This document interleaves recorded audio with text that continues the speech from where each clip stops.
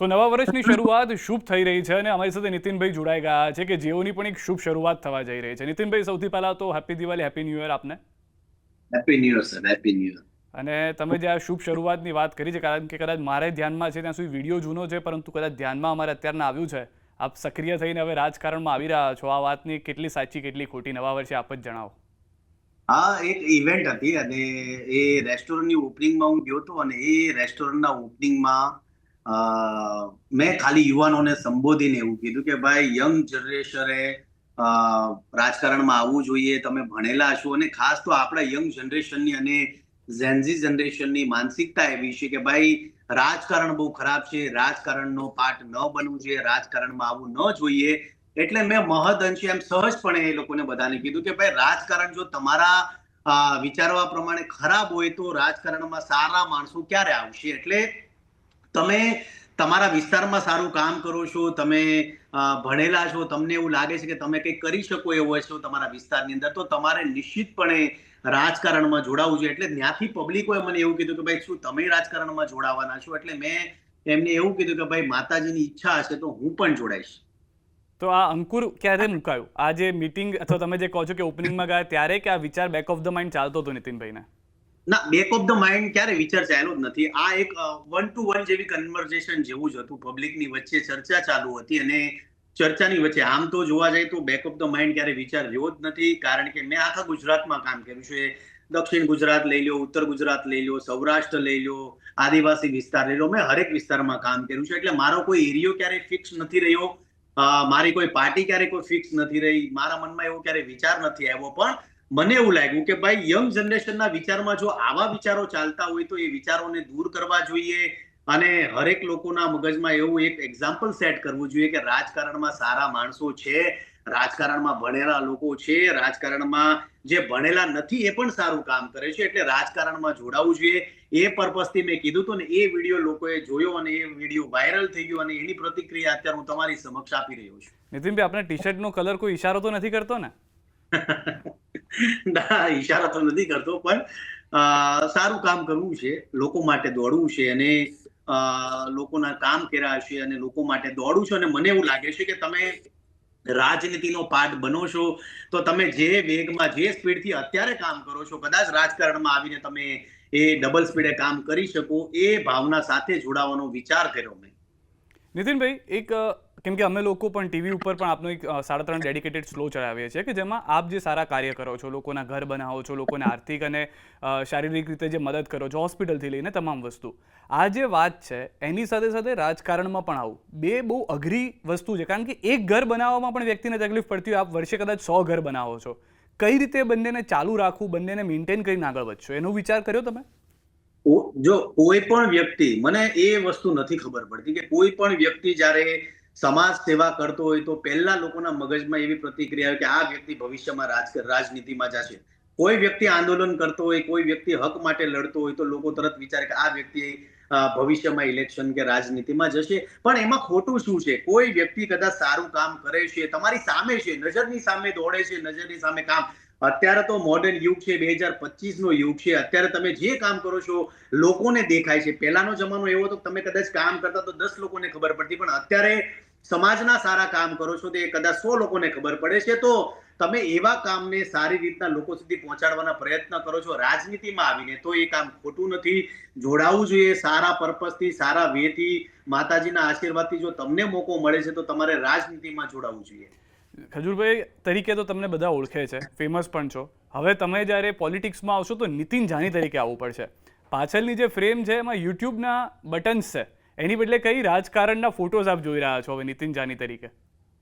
એવો મેં કોઈ વિચાર જ નથી કર્યો. આ તમને કીધું ને ભાઈ કે એક મારો વિડીયો હતો અને યુવાનોની હારે ચર્ચા કરતો હતો. મને યુવાનો બહુ પસંદ કરે છે અને તમારા ચેનલના માધ્યમથી જેટલા ગુજરાતના યુવાનો છે તમામનો ખૂબ ખૂબ આભાર કે હું જ્યારે પણ સારા કાર્યો કરું છું, મારા રિસ્ક હોય, કોઈ મારા કોઈ પણ કાર્ય હોય છે, એને હંમેશા યુવાનો બિરદાવતા આવ્યા છે. એટલે આ તમે શરૂઆત તો ન જ કહી શકો, પણ મેં એક મારો વિડીયો હતો ને એ વિડીયો લોકોનો એ વાયરલ થઈ ગયો. લોકોએ એવું વિચાર્યું કે ભાઈ રાજનીતિમાં જોડાય છે.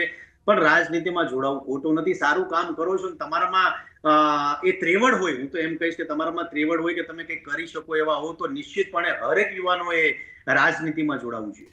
નીતિનભાઈ, એક સામાન્ય વ્યક્તિ તરીકે પહેલા એવો વિચાર હતો, કદાચ આપ પણ એવું વિચારતા હશો કે રાજકારણમાં પહેલા આવો એટલે જલસા, બધું જ થઈ જતું, ફોનથી થઈ જાય. હવેની રાજનીતિ થોડી બદલાયેલી છે કે જેમાં કામ પણ કરવું પડે છે, એ લોડ પણ રહે છે, કોઈ પણ પાર્ટીમાંથી કરો. એ પણ આપને વિચાર આવ્યો, એના માટે પણ આપે તૈયારી દર્શાવવી પડશે. જરૂર, ચોક્કસ. આમાં તો કેવું છે કે હવે રાજનીતિ પહેલા જેવી નથી રહી. આમ તો રાજકારણ મારો એટલો બધો મોટો વિષય નથી, પણ હું એવું માનું છું કે તમે કોઈ પણ નેતાઓ, તમે કામ સારું નહીં કરો તો લોકોને ખબર પડે છે કે તમે કામ સારું નથી કરતા.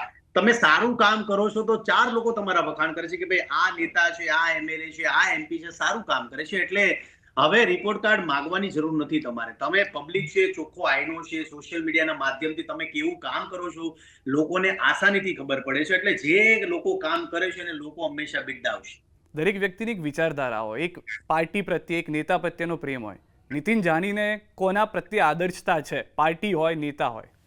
હું સરદારને બહુ માનું છું. હું બારડોલીથી બિલોંગ કરું છું. એટલે સરદાર વલ્લભભાઈ પટેલ અમારા, જે તમે 5 વર્ષનો છોકરો હોય કે 80 વર્ષના દાદાને પૂછશો એટલે સરદાર વલ્લભભાઈ પટેલ હરેકના બ્લડમાં છે. એટલે અમે બહુ પ્રેમ કરીએ છીએ સરદાર સાહેબને. અને હું એજ્યુકેશનમાં વધારે બિલીવ કરું છું. હું લોકોના કામ કરવામાં વધારે બિલીવ કરું છું.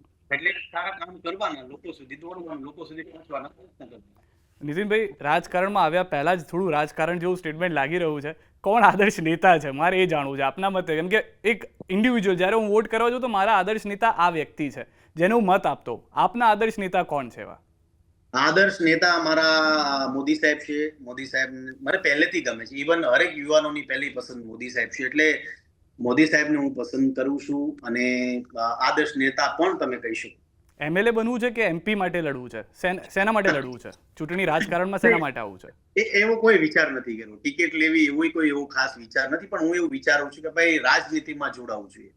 નીતિનભાઈ, આપે સ્ટાર્ટિંગમાં કીધું એવું કે તમે કોઈ સામાજિક કાર્ય કરતા હો, કોઈ આંદોલન કરતા હો તો નામની ચર્ચા થાય કે રાજકારણમાં આવશે.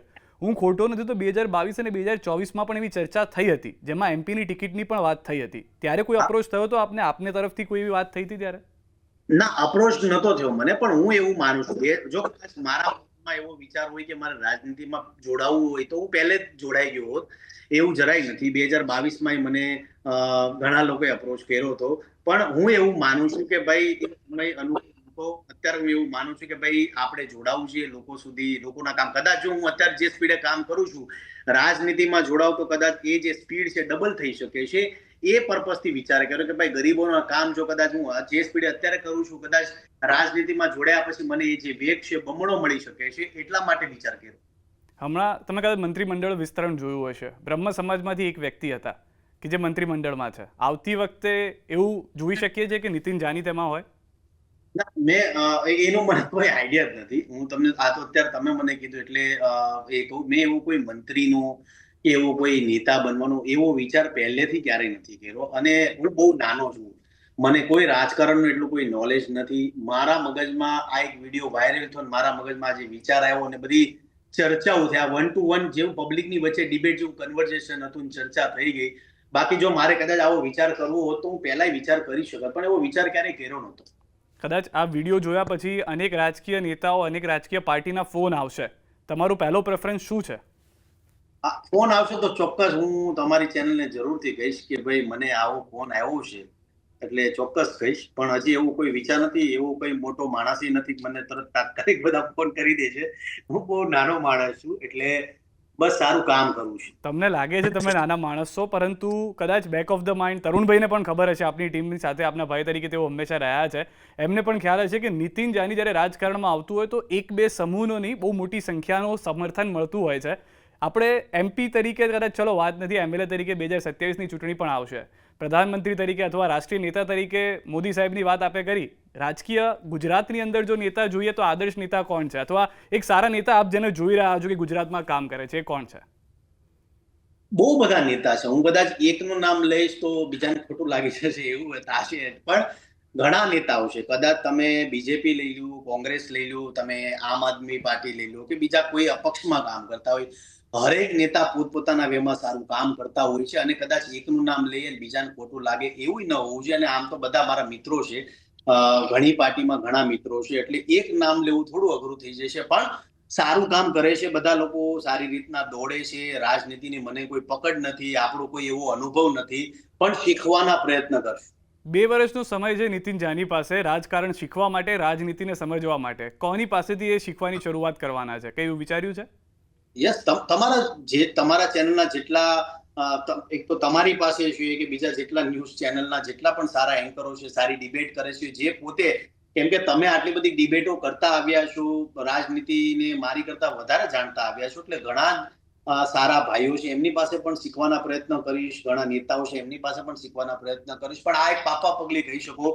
આ કોઈ બહુ મોટી વાત તો હું ન કહી શકું, આપણે બહુ નાના માણસ છીએ, આપને કોઈ અપ્રોચ નથી કર્યો, હું તમારી ચેનલના માધ્યમથી કહું, પણ અપ્રોચ કરશે તો જરૂરથી આપણે પોઝિટિવ વલણમાં આગળ વધીશું. નીતિનભાઈ, જ્યારે પર્સનલી મને ખબર પડી કે નીતિન જાનીએ રાજકારણમાં આવવાની ઈચ્છા વ્યક્ત કરી છે, તો હું as a youngster, as a યુવા જર્નલિસ્ટ તરીકે ખુશ હતો કે કોઈક એવું વ્યક્તિ કે જે સમાજ અને રાજકારણ બંનેને સાથે લઈને ચાલી શકે. કારણ કે મને ખબર છે ત્યાં સુધી, મારા જેટલા જાણકારી છે ત્યાં સુધી, ધનની કમી નથી આપને. અને જ્યારે ધનની કમી વ્યક્તિને ના હોય ને, ત્યારે સમાજ તરફ વધુ વળી જતો હોય છે, સમાજનું કલ્યાણ કરવા માટે. હવે જ્યારે રાજકારણમાં આવશો તો તેને લઈને શું વિચાર કર્યો છે કે એક તો તમે ઘર બનાવી જ રહ્યા છો, લોકોને મદદ કરી રહ્યા છો, એને આગળ કઈ રીતે દિશા આપશો? તમારો વિચાર કેટલો મને ગમ્યો, તમારો વિચાર કે ભાઈ સારો વ્યક્તિ આગળ આવવો જોઈએ. એમ જે તમે વિચારો છો ને, એ યંગ જનરેશન છે કે જે ઝેન્ઝી જનરેશન છે નથી વિચારતી. તમે કદાચ આ એક જનરેશન ઉપર ડિબેટ રાખશો કે ભાઈ રાજકારણમાં આ વ્યક્તિને, ફલાણા વ્યક્તિને જોડાવવું જોઈએ, તો એમનો સ્પષ્ટ આન્સર હશે નહીં. કેમ કે આ લોકોનું થિંકિંગ છે, આઈડિયોલોજી છે એવી છે કે ભાઈ રાજકારણ એટલે ગંદી વસ્તુ છે, આમાં ન જોડાવવું જોઈએ. તો હું આ લોકોને હરેક મારી ડિબેટ છે, હરેક ઇવેન્ટ છે, એ જગ્યા પર જઈને કહું છું કે ભાઈ તમે જો આવું વિચારતા હો કે રાજકારણમાં સારા વ્યક્તિ ન જોડાય, તો સારા વ્યક્તિ ક્યારે જોડાશે? એટલે આ જે થિંકિંગ છે લોકોની ચેન્જ કરવી બહુ જરૂરી છે. અને એ તમારા માધ્યમથી, જેટલી પણ ચેનલો છે એના માધ્યમથી આ લોકોના મગજમાં આવું બહુ જરૂરી છે કે રાજકારણમાં જોડાવ, રાજકારણમાં સારા માણસો છે, ભણેલા લોકો છે, અને આપણા કરતા પણ સારું કામ કરનારા લોકો છે. આ મેસેજ લોકો સુધી પહોંચાડવો બહુ જરૂરી છે. નીતિનભાઈ, આમ તો આપને ખ્યાલ જ હશે, પરંતુ જ્યારે પણ રાજકારણમાં કોઈ વ્યક્તિ જોડાય એટલે એ સામાજિક અથવા તો એક કહેવાય કે જાહેર જીવનમાં આવી ગયેલો વ્યક્તિ છે. નીતિન જાની જે પહેલાં ઘણું બધું કરતા હતા એ હવે કદાચ ના કરી શકે, એવું પણ બને, એના માટે પણ તૈયારી કરી? હું આજે કહું છું, હું તમને કાલે કહું છું, કદાચ આ મારો વિડીયો કદાચ સાચવીને તમે રાખજો. હું જે સ્પીડે કામ કરું છું ઘરોના, હું આજીવન એ સ્પીડે કામ કરવા માંગુ છું. આવનારા સમયમાં કદાચ ઇતિહાસ ગવાશે, લોકો એમ કહેવા જોઈએ કે ભાઈ આણે આટલા બધા ઘર આટલી સ્પીડે કઈ રીતના કરી નાખ્યા. હું તમને બહુ સત્ય વાત કરું છું. હું જ્યાં ઘર બનાવું છું ત્યાં રહું છું, ત્યાં ખાઉં છું, ત્યાં જ રહી, અને જ્યાં સુધી વ્યક્તિનું ઘર ન બને ત્યાં સુધી ત્યાં રહેવાના પ્રયત્ન કરું છું. એટલી સ્પીડે એટલા માટે કામ થાય છે. એટલે લોકોના કામ કરવાનું મને બહુ ગમે છે. લોકોની જે ખુશી છે, લોકોનો જે પ્રેમ છે, લોકોનો જે આદર છે, એ મારા માટે મોટો આશીર્વાદ છે. એક બીજી વાત નીતિનભાઈ, 2022નો આપણે ઉલ્લેખ કર્યો હતો, ક્યારે કોનો ફોન હતો, અથવા એ વિશે ક્યારે કઈ પાર્ટીનો સંપર્ક થયો હતો, જો તમને યાદ હોય ને કહી શકો એમ હતો? એ 2022 ગઈ, વાત ગઈ, બધું ગયું, એટલે એ વિષયમાં આપણે નથી પડવું. પણ 2027માં કોઈ પણ મને કોલ કરશે તો જરૂરથી તમને કહીશ. ફરી પાછું કહીશ કે બહુ નાનો છું, ઘણું શીખવાનું છે, ઘણા નેતાઓ પાસે ઘણું શીખીશ, બધાને સાથે લઈને ચાલવું છે, અને લોકોના કામ કરવા છે. પહેલી પ્રાયોરિટી ગરીબ જે જરૂરિયાતમંદ લોકો છે એના કામ કરવા છે. કઈ બેઠક અથવા તો કયો વિસ્તાર તમને ઈચ્છા છે કે જ્યાંથી નીતિનભાઈ ઉભા રહે, ચૂંટણી લડે એવું લાગે? એ જ તમને કહું છું ને કે મેં મારા જીવનમાં ક્યારે એવો વિચાર, હું આખા ગુજરાતને મારો વિસ્તાર જ સમજુ છું. કેમ કે મેં ઉત્તર ગુજરાતમાં કામ કર્યું, દક્ષિણ ગુજરાતમાં કામ કર્યું, આદિવાસી વિસ્તારમાં કામ કર્યું, સૌરાષ્ટ્રમાં કામ કર્યું. એટલે મેં ક્યારેય મારા જીવનમાં નથી રાખ્યો.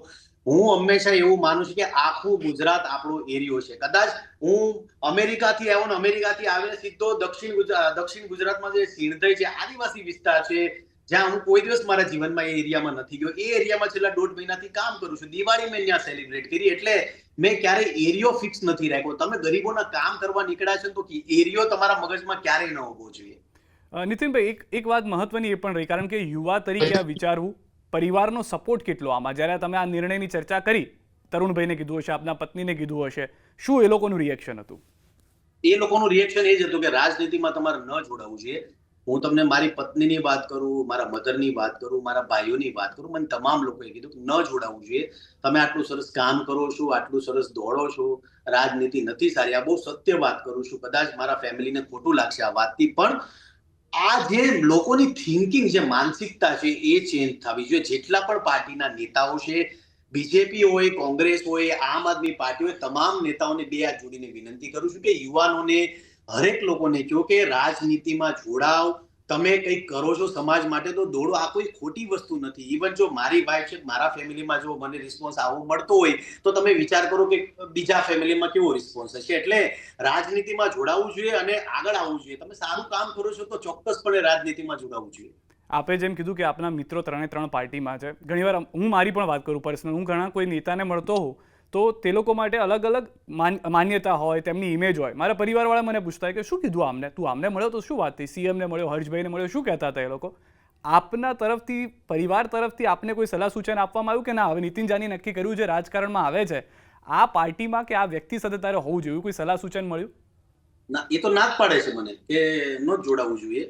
પણ હું એવું કન્વિન્સ કરવાની ટ્રાય કરું છું અને હું એવું વિચારું છું કે યંગ જનરેશન, જો આપણે આપણી જવાબદારીથી ભાગતા રહીશું ને તો જીવનમાં ક્યારેય કરી નથી શકવાના. તમારે યંગ જનરેશન તરીકે તમારી જવાબદારીને બખૂબી નિભાવવી જોઈએ અને તમે યુવાન છો તો તમારે જોડાવવું જોઈએ. તમે જવાબદારીથી ભાગશો, યંગ જનરેશન જે યુવાન છે, જે ઝેનઝી છે, પોતાની જવાબદારીથી બીંગ ગુજરાતી તરીકે ભાગશો ને તો જીવનમાં ક્યારેય આગળ નહીં આવો. એટલે પોતાની જવાબદારીને સ્વીકારો, રાજકારણમાં આવો, સારું કામ કરો છો, જોડાઓ. જે પાર્ટી તમને ગમે છે એમાં દિલથી જોડાઓ. હા, એક વસ્તુ તમારી ચેનલના માધ્યમથી એ પણ કહીશ કે આપણા બાપ દાદાએ જે પણ કર્યું કે ભાઈ આપણા બાપ દાદાએ કાસ્ટિઝમને વધારે ફોલો કર્યું, જ્ઞાતિઝમમાં વધારે બિલીવ કર્યું, પણ આપણે ભણેલા ગણેલા છીએ, યંગ જનરેશન છીએ, તો હરેક યુવાનોને વિનંતી કરું છું કે કાસ્ટને સાઈડ પર રાખી અને તમારા વિસ્તારની અંદર જે વ્યક્તિ વિશેષ સારું કામ કરતો હોય, વ્યક્તિ વિશેષ તરીકે તમે આગળ વધશો તો સમાજનું નિર્માણ બહુ સારું થઈ શકશે. એટલે કાસ્ટને સાઈડ પર રાખો અને વ્યક્તિ વિશેષમાં મહત્વ આપી તમારા વિસ્તારની અંદર જે સારું કામ કરે છે એવા વ્યક્તિને સપોર્ટ કરો. અમે આમ તો તમે કીધું એમ કે રાજકારણમાં મંત્રીઓની તમને જાણ નહીં હોય, પરંતુ એક માર્ગ મકાન વિભાગ આવતું હોય. અમે ઘણીવાર મજાકમાં વાત કરતા હોય કે માર્ગ મકાન વિભાગ જે છે એ નીતિન જાની સંભાળે છે. તમારા માટે એવું ક્યારે કોઈ કંઈ કીધું છે તમને આવીને? ના, મને કોઈ દિવસ આવું નથી કીધું અને હું તમને બહુ સ્પષ્ટપણે કહું છું કે કદાચ કોઈ પણ મંત્રીગણની અંદર આ ગવર્મેન્ટ પોતપોતાના વેમાં, પોતપોતાના મગજથી હરેક સમાજના લોકોને કોઈને ખોટું ન લાગે એ પર્પઝથી મંત્રીઓની નિયુક્તિ કરતા હોય છે. પણ મંત્રીઓની નિયુક્તિ થયા પછી કોઈ પર્ટિક્યુલર સમાજ કે અમારા સમાજના નેતા ન બનાવ્યા, અમારા સમાજને મંત્રી પદ ન આપ્યું, આ વસ્તુ ખોટી છે. ખોટી એટલા માટે છે કે જે વ્યક્તિ સારું કામ કરે છે એને સપોર્ટ કરો. જ્ઞાતિઝમને સાઈડ પર મૂકો, સમાજને સાઈડ પર મૂકો. આપણે યંગ છીએ, આપણે ભણેલા છીએ, એજ્યુકેટેડ છીએ, તો યંગ જનરેશનને એ વિચારવું જોઈએ કે ભાઈ જે વ્યક્તિ કામ કરે છે, એને જે પદ મળ્યું છે, જે કાર્યભાર મળ્યો છે, આપણે એને વધાવી આગળ વધીએ. ના કે આપણે એવું વિચારીએ કે ભાઈ અમારા સમાજને આ પદ કેમ ન આપ્યું. આ વસ્તુથી થોડા દૂર રહી યંગ જનરેશન તો બહુ સારું થશે. નીતિનભાઈ, એક વાત એ પણ જાણવી છે, કારણ કે પહેલાં પણ મેં સવાલ કર્યો આપની પાછળ, મને વારે ઓલા યુટ્યુબના બટન્સની ઇમેજ જોયા કરું છું, દેખાયા કરે છે, મારું ધ્યાન નથી જતું. ત્યાં આગળ કયો ફોટો ઈચ્છી રહ્યા છો આપ, એ એક મને સ્પષ્ટ કર્યો. ત્યાં પાછળ કયો ફોટો એક હોવો જોઈએ? ભગવાન છે, માતાજી છે, બધા છે, ત્યાં બીજો એક ફોટો કયો હોવો જોઈએ? રુદ્રાક્ષની માળા મને મસ્ત દેખાય છે. મારા ઘરની અંદર તમને હનુમાન દાદા દેખાશે, કેમ કે હું હનુમાન દાદાનો બહુ મોટો ઉપાસક છું. તમારી ચેનલના માધ્યમથી હરેક યુવાનને કહું છું કે તમારી પાસે હનુમાન ચાલીસા રાખો, હનુમાન ચાલીસા રોજ વાંચો, હનુમાન ચાલીસા બોલો રોજ. કારણ કે હનુમાન છે એ સૃષ્ટિ પરના હયાત દેવ તમે કહી શકો. એટલે હનુમાન પાસે જે કાંઈ પણ માંગશો મનથી મનશો. એટલે હનુમાનને પહેલા માંગુ છું અને મારી દરેક દિવાલમાં તમને હનુમાન દાદા જોવા મળશે. અને એમની પાસે શું માગ્યું છે? આ નવા વર્ષે તમે શું માગ્યું છે?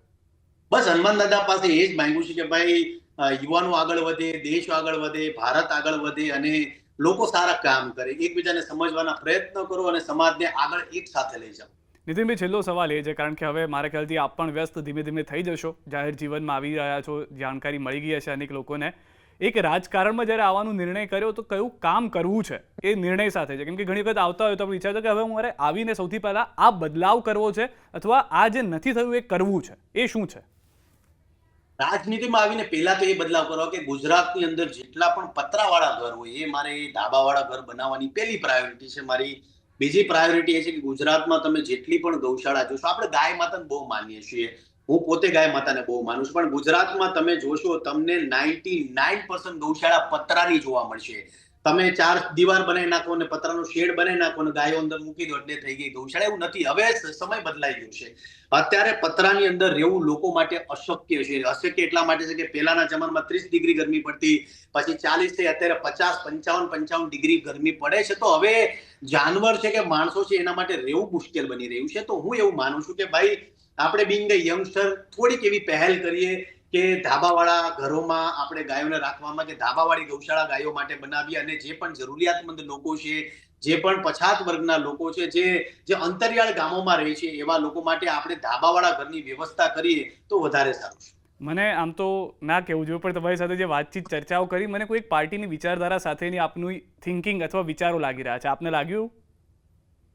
ના, એવું જરાય મને એવું તો નથી લાગ્યું, પણ હું એવું માનું છું કે લોકો માટે દોડવું છે. મેં ક્યારેય પાર્ટી ડિસાઈડ નથી કરી, કે મેં મારો ક્યારેય એરિયો ડિસાઈડ નથી કર્યો. કદાચ તમે મારું બેકગ્રાઉન્ડ જોશો, મારું ફેસબુક કે યુટ્યુબ તમે જોશો, તો એમાં જેટલા ઘરો છે તમને આખા ગુજરાતમાં જોવા મળશે. કોઈ પર્ટિક્યુલર એરિયામાં તમને ઘરો કે મારું કામ જોવા નહીં મળે. એટલે હું એવું માનું છું કે ભાઈ ગુજરાતી છીએ તો આપણો વિસ્તાર ગુજરાત હોવો જોઈએ, ના કે પર્ટિક્યુલર વિસ્તાર.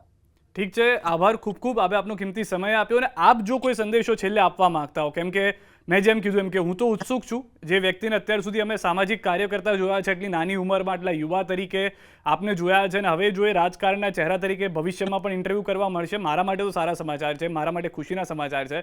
યુવાઓને અથવા કોઈ પણ વ્યક્તિને આપના તરફથી છેલ્લો સંદેશ શું છે? કેમ કે આપની ફેન ફોલોઈંગ અબ્રોડમાં પણ છે. એ લોકો પણ હવે તૈયારીમાં હશે કે ખજૂરભાઈ હવે જ્યારે આવે ત્યારે અમારે એક MLA કે MP તરીકે પાછું સ્વાગત કરવાનું છે એમનું.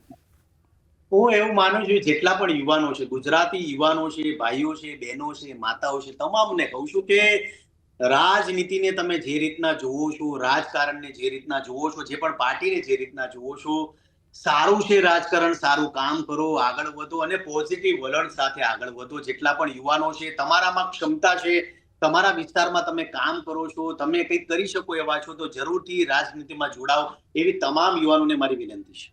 આભાર નીતિનભાઈ, અમારી સાથે જોડાવા બદલ.